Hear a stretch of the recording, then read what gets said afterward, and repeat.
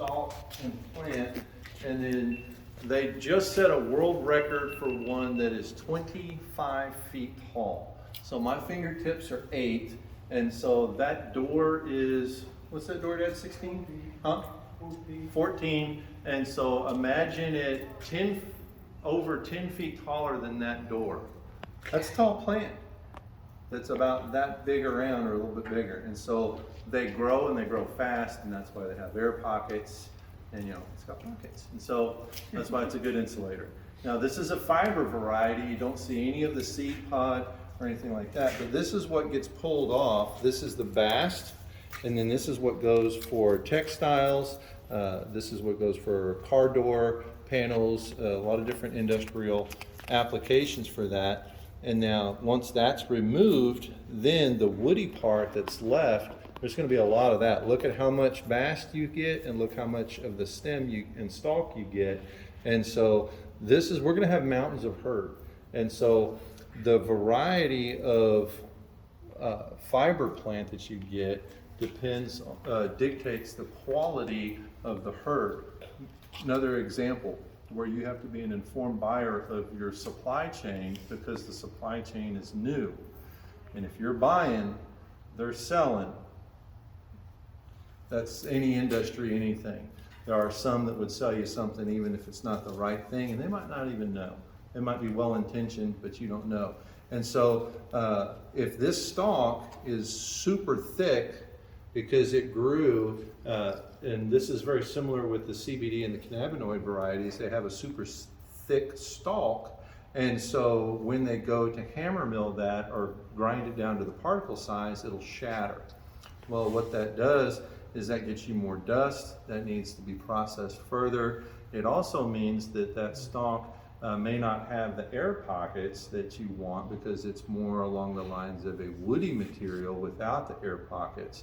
And so there's a lot of that as far as consistency in the industry and making things what you want. And so that's what that looks like from a fiber plant, and then that's the fiber that comes off. This is a variety that is for grain, and you can come over here and see what it looks like when that grain is getting pulled off. So if you just, you know, you can see where the little bits of grain, now that is what can go on your salad or what can go for feed and food. And so that's where you get all the omegas, all the healthy parts of it. And so when you go buy that at the grocery store, which you can do now, but not stuff that's grown in the US, but if it's grown in Canada and you buy it at HEB and you can put it on your salad, you get good omegas, you get good protein, and it's very healthy. And then this is one of the things that will drive the industry. So the reason that everybody who's interested in building goes through all the pain in the neck to have all these other things that they know about, from farming to genetics all the way down the food chain, is that we're passionate about it. And it's important to know. And so the other thing that's important about it is to watch what industries surface that will drive the building materials. Good example is in France. The fiber that comes off of the plants that goes to the car door panel and the dash manufacturing is what drives that industry in France. And so there is one cooperative that's a group of agricultural producers, and then they have the contract to sell to a major automobile company all of the fiber. And then now what do they do with the herd? They really dialed in their genetics and their processing to where they can make this, which is a builder grade herd. This is the gold standard as far as consistent quality all the time. Now that took a whole farmers co-op that is also a processor to a major industry, the automotive industry, and then they had a byproduct from that, and then they dialed in their byproduct. So us in the construction space watch for grain. If you hear in the news that it's been legalized for cattle feed or poultry feed or human consumption, things like that in the grain, or if they're doing biodiesel or biofuels or anything like that, this is really going to drive this part of the plant into the sunshine, right?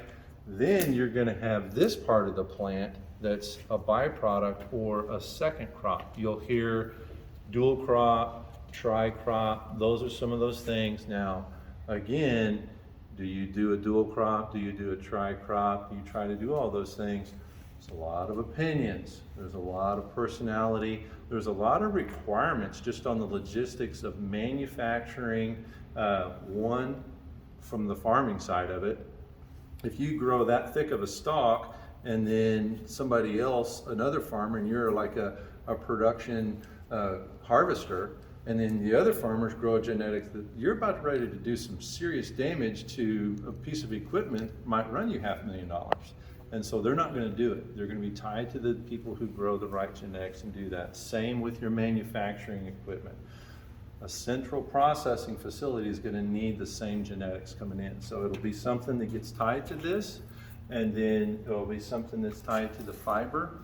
If you hear about a major clothing manufacturer or some sort of textile application that is going into the market heavy, you know that the marketplace is going to backfill with that type of byproduct from that process. So watch the news, share with others.